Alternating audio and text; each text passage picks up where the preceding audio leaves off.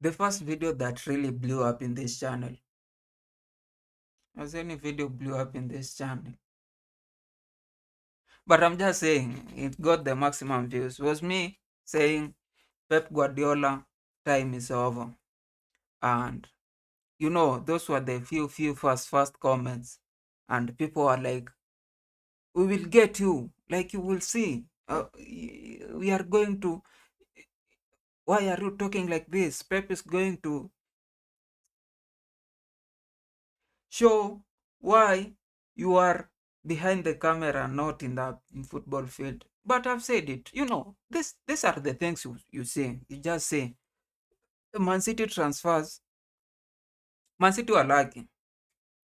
Sometimes you get money and you buy everybody and you buy the league and you buy, and it usually happens, just abruptly, like at the first instance. We usually call that lucky because a lot of teams have not been lucky at the first instance. We have seen Man United even with 1.1 billion just buying a whole lot of nothing. We have seen PSG with 1 point buy a whole lot of nothing.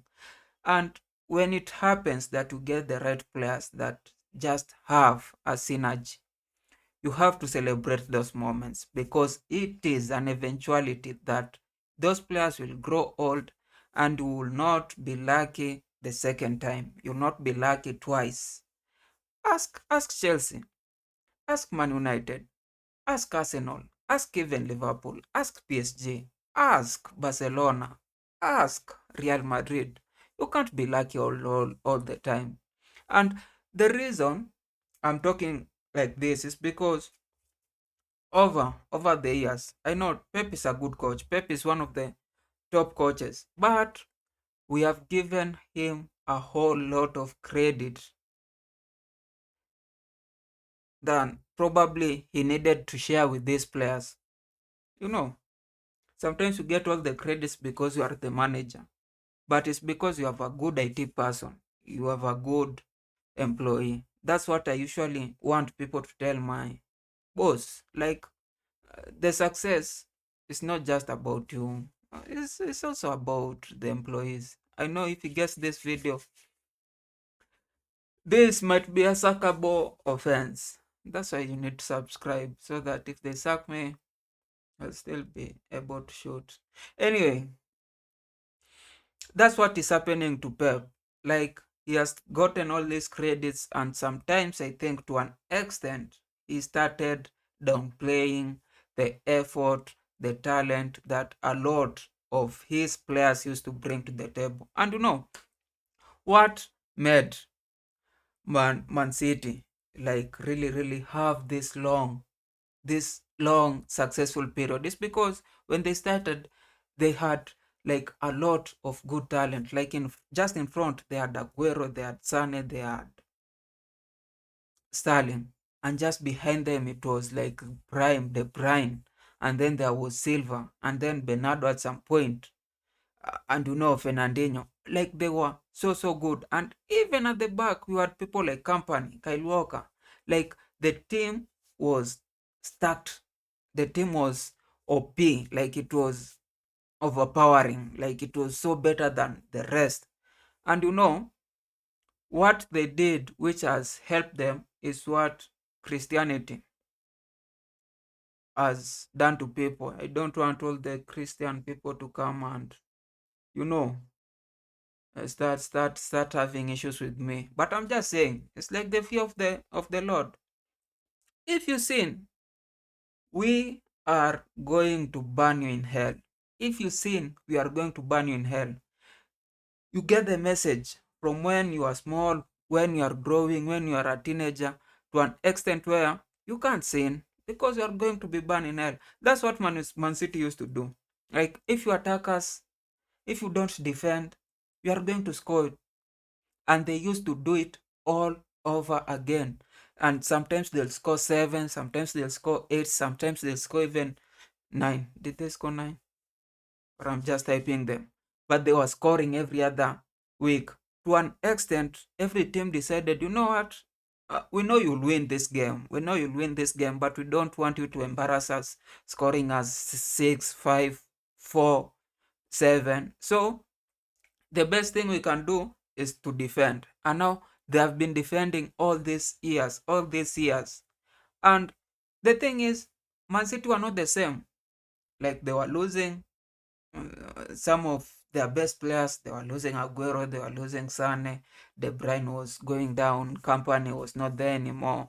Like they were losing all these talents and just replacing them with robots. But because a lot of teams were they still had this fear of Man City. They could not attack, they could not do, they could not hurt Man City. They were just defending for their life all game, not knowing that the quality had reduced. It had to take some time before Ole Gunnar decided, you know what? Probably we should attack these guys. You know, we are neighbors, and these are the unsuccessful neighbors. If we attack this guy, for respect, if they beat us, they beat us. And then he beats Pep. And the other coaches are like, probably this is the way to go. Now, Klopp does the same. Wolves does the same. Ateta does the same, and he starts getting results. You know, Adama Traore just going through the Mendy, and you know those are the things that other players were like, we can do this. These people, we can attack them. We don't just have to defend. And it started, you know, slowly by slowly. A lot of teams started knowing, if we attack this guy, if we just give these guys a game, probably we can defeat them. And a lot of teams started defeating them. It wasn't like they were getting now 100 points, like their points started reducing because they were getting a lot of defeats, a lot of draws, a lot of. And it happened 4 teams, 5 teams, and last year was one season where most of the teams, even Brentford and Mbeumo just decided, I'm going to these guys. And Pep did not realize that the way they were playing was not suited for these guys. And it's the same. Like, you know, this is how football is easy. Like, people usually say, I don't understand football. Football is easy because you just need to outscore your opponent. Like, score more, defend. Score more, defend. Score, defend. Score, defend. It's easy. Whether you are in amateur league, Sunday league, top level, World Cup, I don't know, Club World Cup you are playing, is score, defend, score, defend. Now, the thing that especially Pep and other top managers usually get wrong, stop looking at me that way, is sometimes they feel that a footballer can play in all the positions. Like a striker can still become a goalkeeper, become a right back, become a center back, become like play. Like you can take Messi and put him in CB and he will just be the top player. It doesn't work like that.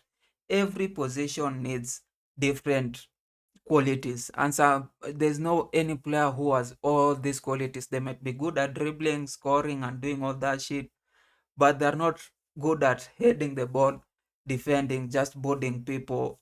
The way Pep has been handling this Man City for quite some time now, it's like just putting people. It's like a puzzle. It's like draft. There's no king, there's no queen, there's no, you know, who are the bishops, there's no rooks. It's like it's draft, like everybody's the same, which is not the same way. You can't solve the way you are dealing with gangs in South London should not be the way you are dealing with gangs in Chicago, should also not be the way you are dealing with gangs in Ibadan. Those people have different instruments, those people have different ways.